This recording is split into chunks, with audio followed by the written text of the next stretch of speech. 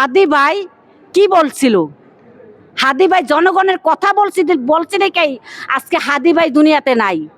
হাদি যখন বাইসা ছিল তখন কিন্তু আমগো দেশের রাজনৈতিক দল যারা নেতারা তারা কিন্তু কোনোদিন গুরুত্ব দেয় নাই। মরার পরে গুরুত্ব দেয়, জনগণের গুরুত্ব দেয় মরার পরে। কেন বাইসা থাকতে কি গুরুত্ব দেওয়া যায় না? এই হাদি কি কথা বলছিল? জনগণের কথা বলছিল না? জনগণের সবটি কথা কিন্তু জনগণের জন্যই বলছিল। এই যে মৃত্যু হয়েছে, কি হয়েছে? আজকে আমি এই কথাগুলো বলছি, আমারও মৃত্যু হবে, হাজার হাজার এরকম তৈরি হবে, হাজার হাজার হাদি তৈরি হবে। কেন এটা তো হওয়ার কথা ছিল না? আজকে দেশ দিন দিন নিচের দিকে যাচ্ছে। এই কারণেই স্বতন্ত্র নির্বাচন মানুষ দলীয় কাউকেই পছন্দ করে না। আসলে বাস্তব। আপনারা মিডিয়ার দেখেন জনগণ কি বলে, এটা কোনো মিথ্যা কথা না, এটাই বাস্তব কথা।